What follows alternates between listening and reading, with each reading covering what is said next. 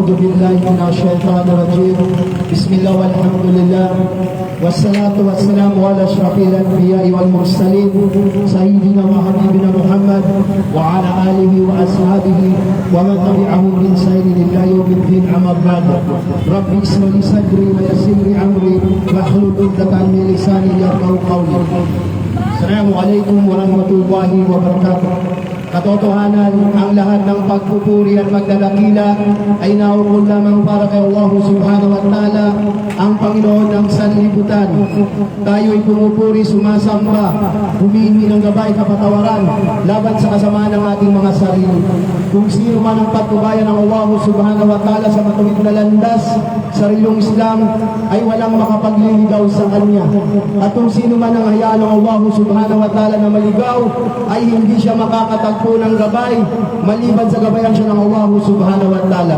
Saksiyan natin na walang ibang Diyos na karapat dapat pagkukulan ng pagsamba liban kay Allah subhanahu wa ta'ala, at saksiyan natin ang mahal na propeta Muhammad sallallahu alaihi wasallam ay kanyang huling sugong propeta alipin ng Allah subhanahu wa ta'ala.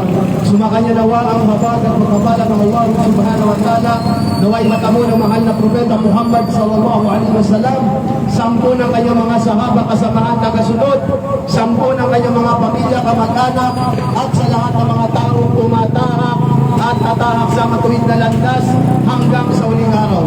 Mga kapatid, mga magulang sa pananampalatayang Islam, sa mga kababayan natin sa inaabot ng pilig na ito, binabati po namin kayo mga kapatid natin sa Islam. Assalamualaikum warahmatullahi wabarakatuh. At sa mga kababayan naman po natin at mga nandito at nanonood sa Facebook page natin, naway makapulutan natin ang aral ito at magtanong at magsuri at mag-obserba sa pananampalatayang Islam. Ako po si Abdurrashid Mabre, isang balik Islam. At ang nanay ko ay Bicolano, ang tatay ko Ilocano, kanuman ay Tagalog. Mga kababayan, nandito po kami sa inyong harapan dito sa Latin Market, sa Talipapa, at sa harapan ng kapulisan. Hindi po kami manghingi ng love offering o donation o ambag na para sabihin na kayo ay mag-Muslim. Ang sa amin lang po ay iparating ang Islam. Sino ang mga Muslim? Sino si Allah subhanahu wa ta'ala? Ito po yung ID ko. Sa Salam Police po kami isipag. Ibig sabihin, Salam Police Advocacy Group. Ayan po mga kapulisan. Nasa Salam Police Group po kami sa kampo kami. Ang tawag sa amin, Salam Police Advocacy Group. Ang aming opisina po sa Akrami po. Ngayon po, meron din kami tinatawag na NCMF, National Commission for Muslim Filipinos. At kung meron kayong mga complaints sa mga Muslim, pwede po kayo pumunta sa Krami o pumunta sa NCMF o magkaroon kayo ng mag-email kayo o simulat kay Abdulaziz, kay Robin Padilla, ang mahal na senador. Opo, nandito po kami mga kababayan sa inyong harapan. Hindi po kami hingi ng pera o donation o ambag at sabihin na kayo pag-Muslimin. Ay ibabahagi lang po namin kung sino si Allah at ang Islam, sino ang mga Muslim. Opo, mga kababayan, ang salitang Islam po, ito ay Arabikong salita. Hindi po siya bagay, hindi pagkain, hindi lugar, hindi tribo. Ang salitang Islam, ito'y hinango sa ugat ay salam, na ang ibig sabihin naman po ng salam ay kapayapaan. Ang Islam, submission to the will of only one God. Pagsunod, pagsuko, pagkalima, pagpapasakop sa batas ng Allah subhanahu wa ta'ala. Kaya kapag meron kayong nakaaway na Muslim, ano man ang lahi nyo, tribo o kulay, pwede po kayo. Kaya sa Islam, tinuturo po rito, ang Islam po ay kapayapaan. Pagsunod, pagsuko, pagkalima. Opo. Kaya namin binabahagi ito. Ito'y libre upang magkaroon tayo ng kaalaman. Opo. Ano ang Islam? Opo, ang ating unang bagsak. Ano ang Islam? Ang ibig sabihin po ng Islam, hindi po siya pagkain, hindi bagay, hindi lugar, hindi tribo, hindi taga-Saudi. Ang ibig sabihin ng Islam, pagsunod, pagsuko, pagkalima. Ang salitang Islam po ay galing sa tagapagligtas. Magkaiba po ang Muslim at Islam. Ang Muslim, yung taong sumusuko, sumusunod, tumatalima sa batas ng Allah subhanahu wa ta'ala. Ang Islam at Muslim ay magkaiba. Ang Islam po ay reliyon. Ang Muslim ay tao. Bakit? Sinabi ng Allah subhanahu wa ta'ala sa banal na Quran, "A'udhu billahi minasyaitanir rajim. Bismillahirrahmanirrahim. Al-yawma akmaltu lakum dinakum wa atmamtu alaykum ni'mati wa raditu lakum Madina. Sa araw na ito ay aking kinumpleto at ganap ang din na ito. Ito ang Islam at aking kinumpleto ang aking mga biyaya at pinili ko sa inyo ang Islam bilang pamamaraan ng buhay. Yun po ang Islam. Kung babalikan po natin ang history ng Pilipinas sa mga kababayan po natin nandito at mga nanonood, kung babalikan po natin ang history ng Pilipinas, 13 siglo pa lang po ay may Arabong misyonaryo na lumapag sa Mindanao. Yun po ay si Sharif Maktoum. Dumating ang mga Hapon, dumating ang mga Amerikano, dumating ang mga Kastila, pero ang mga Moro, ang mga Maranao, Maguindanao, mga Yakan, mga Tribo, ang mga Maranao, sila po ang nakipaglaban sa mga Kastila, sa mga Hapon at Amerikano. Opo, ayun po yung katotohanan. Ang bansang Pilipinas po ay sinakop lang ng mga Hapon, ng mga Amerikano at Kastila. Dumating po ang Kastila rito sa Pilipinas, mga kababayan. March 16, 1521, Philippines was discovered by Ferdinand Magellan. Opo, March 16, 1521, dumating si Ferdinand Magellan, ang dala nila ay mga krus at mga ribulto, at ang tao ay pinaniwala, pinasamba sa krus. Opo, yun po ang katotohanan. Kaya makikita nyo sa mga kapulisan, sa bunches, nandito sa balikat nila, nandiyan po sila mula-mula ang mga bayani. Sila po ang mga nakipaglaban sa mga dayuhan. Opo. Tandaan natin ang Muslim at Islam ay magkaiba. Ang Islam ay reliyon at ang tao ay Muslim. Opo.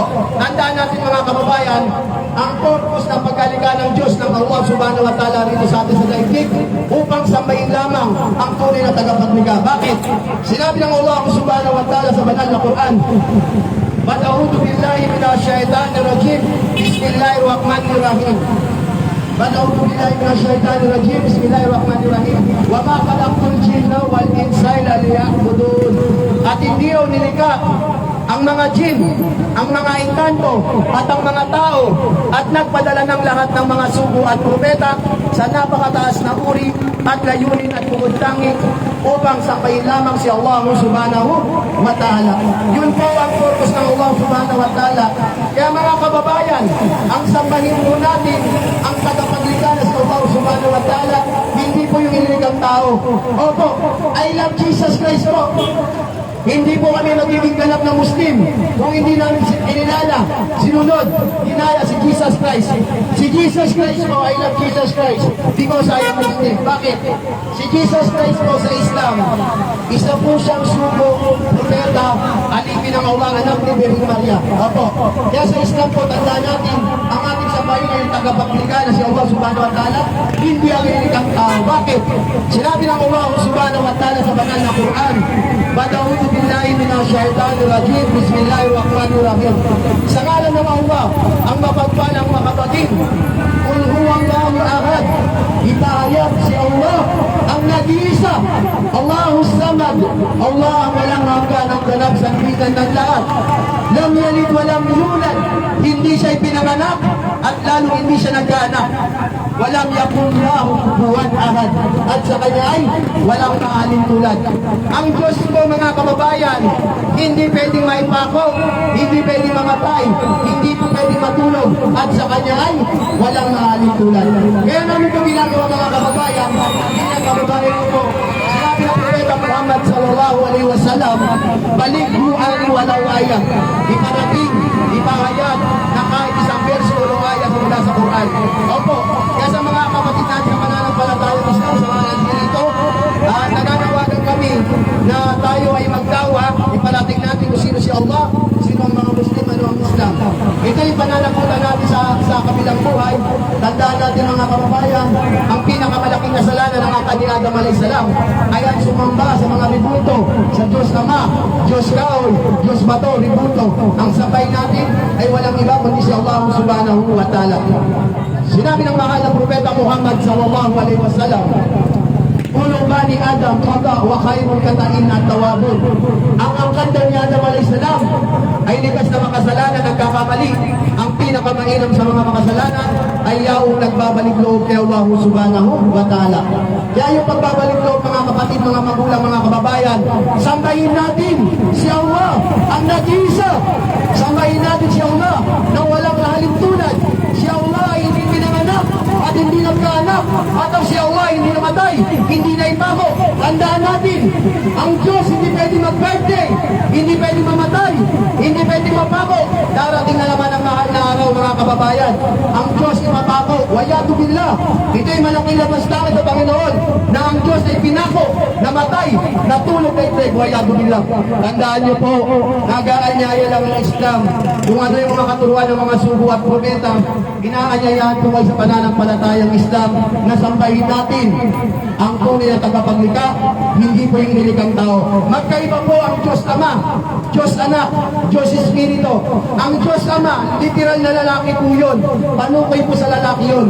Hindi po pwedeng lalaki ang Diyos, mga kababayan. Wala siyang katulad. Hindi siya lalaki. Kaya tandaan natin payo na sa aking sarili, sunod po sa inyo at sa mga kababayan natin. Kami po, mga Muslim, ay nag-aanyaya sa inyo na saliksikin ang pananampalatayang Islam. Opo, wala po sa pinagdag na pananampalatayang Islam. Ang sa amin lang po, tanggalin yung mga barriers, yung mga harang ng Kristiyano at Muslim. Opo, kaya ito sinasabi namin sa inyo, mga kababayan, hanggat nandito po tayo sa dunya, sa mundo, ay magbalik loob at sambahin natin ang tunay na Panginoon ay walang iba kundi si Allah subhanahu wa ta'ala. Ito ay tungkulin ng bawat mu'min, mananampalataya na ipalaganap ang Islam, ipalaganap ang katuruan ng Propeta Muhammad sallallahu alaihi wasallam, ang lahat ng mga sugo at propeta. Tandaan niyo po, mga kababayan, kung naghahanap po tayo ng tunay na reliyon na galing sa tagapaglikha, ito po ang Islam. Hindi siya pinaregister sa sect, hindi tinatag ng mga tao, hindi ginawa ng mga tao, bagkus ang Islam ay galing sa tagapaglikha na si Allah subhanahu wa ta'ala. Si Allah subhanahu wa ta'ala ay nagpakilala sa banal na Quran sa surah Taha ayat 14. Bada'udhu billahi minasyaitanir rajim.